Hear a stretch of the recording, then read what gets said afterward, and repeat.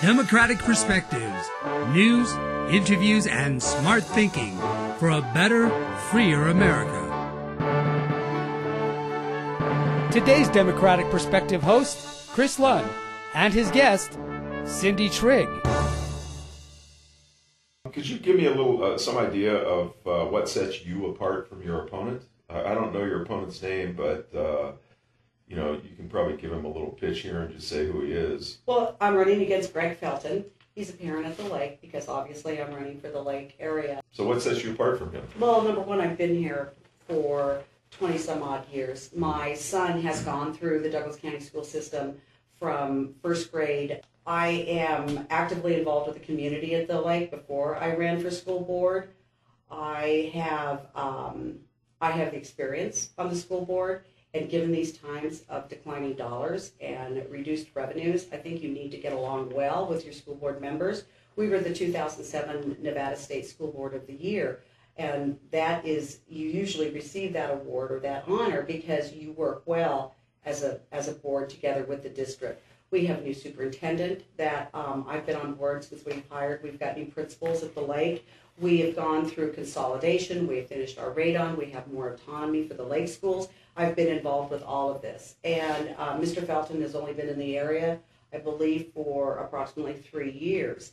And so I know the history of the district, my area, the lake schools, and the valley. It's always not been a very cohesive or collaborative relationship, but I've been working very hard on that since I got on the board for us to blend together in a more fundamental way so that we pay attention to student achievement instead of bickering and arguing.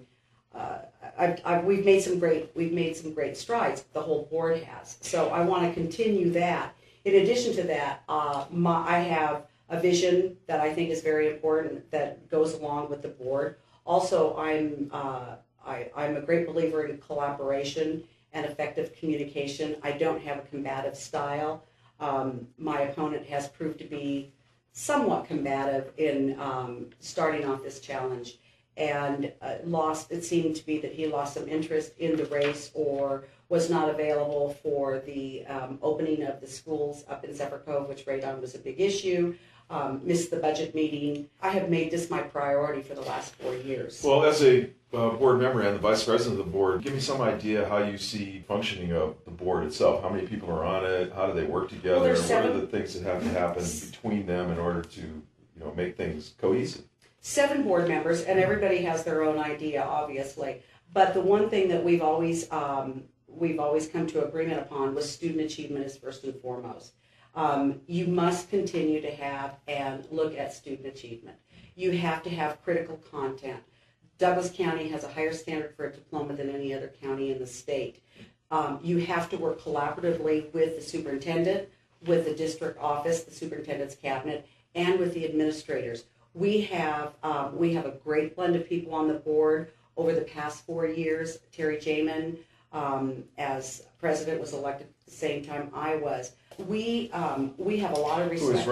Who's running unopposed. We have accomplished a lot. We had, it's always hard to close a school, always.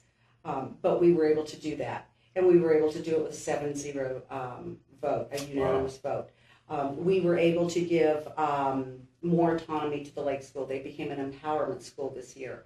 That was done with a 5-2 vote. But yet everything that is unanimous, we still have found ways to continue to reach our goals, our strategic plan goals. Whether or not we always agree with how it should be there, our focus on student achievement, our focus on critical content, our focus on not leaving any child left behind regardless of the federal mandate that we have, and the regard that we have for our administrators has made us a very good board. Sounds like as a group you put together a common reference on what the root things are that need to be dealt with that are kind of off the board for contention.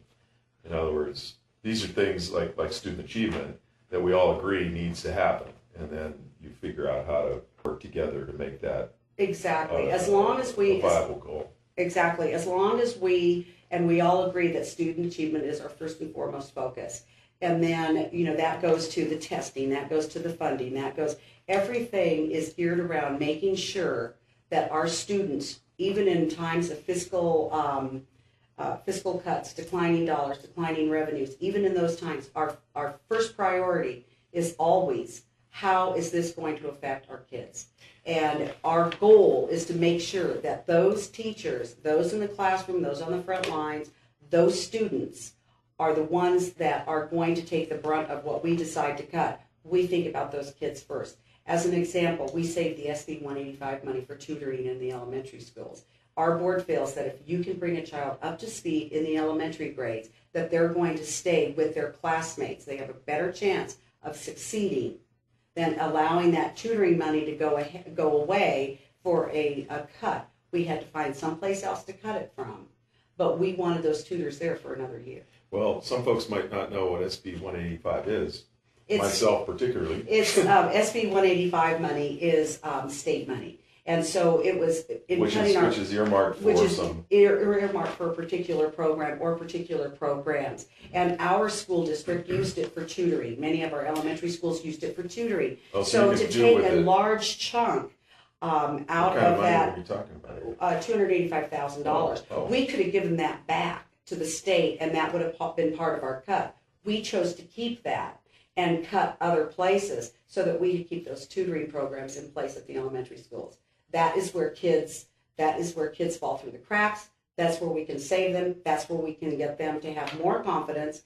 We can have them stay with their peers, and if we catch it early in elementary school, then they have a better chance of succeeding so that we get that graduation rate up. So does the school board direct the schools on how to prioritize their funding? I mean, we have an obvious up-and-coming budget crunch, and it's probably not going to go away for a while. So the school board establishes the mandates to the individual school. The district's office or the superintendent's cabinet comes to us with recommendations.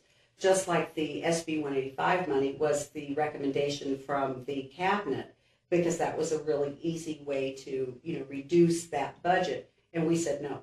Could you give us some idea on the makeup of the cabinet, how it's established, who's on it? Well, there's a superintendent of finance. There's assistant superintendent of finance. Oh, these are all cabinet employees. people. These are employees that are in place. Oh. And so they work with Carol to bring us recommendations. What we do is we go through and we look at that and we say, no, we really don't want to go in that direction. We want to go in an opposite direction. Our responsibility is to form policy and then have the district office and the superintendent follow that policy through. So it sounds like, though, the source of the policy ideas comes from the cabinet and the superintendent. It comes from the board, the cabinet, and the superintendent. So we work collaboratively together. Considering that you're going to have to be in the most immediate future for sure, and hopefully not too far into the future, working under severe or for sure stern budgetary constraints, can you give me some idea on what you see for the future of Douglas County Schools? First of all, you're always going to see, like I said before, you're always going to see student achievement first and foremost. So while we're looking at a potential 14% cut in our fiscal budget, which would be the largest historical cut in the county, in Douglas County for our schools, we're first and foremost going to stick with our strategic plan where we can, which puts student achievement first. Well, what was that number? There was some number I heard going around, $1 million. We cut. Our cuts have been close to $2 million in this fiscal year already, and we've been able to handle it. We've absorbed it through attrition, and so first and foremost, what we will do is continue to look to see where we can make cuts that do not affect student achievement. Period. Then we will look at. We try to eliminate positions, either through retirement. Any position that somebody has left for a personal reason, for other reasons that we don't have to fill. There's budget cuts in every corner, in every administration, for every school, classroom. But once again, you try to make sure that those cuts do not affect the student in the classroom with a relationship with the teacher. Democratic Perspectives is presented by the Democrats of Douglas County, Nevada, promoting sensible government for today and tomorrow.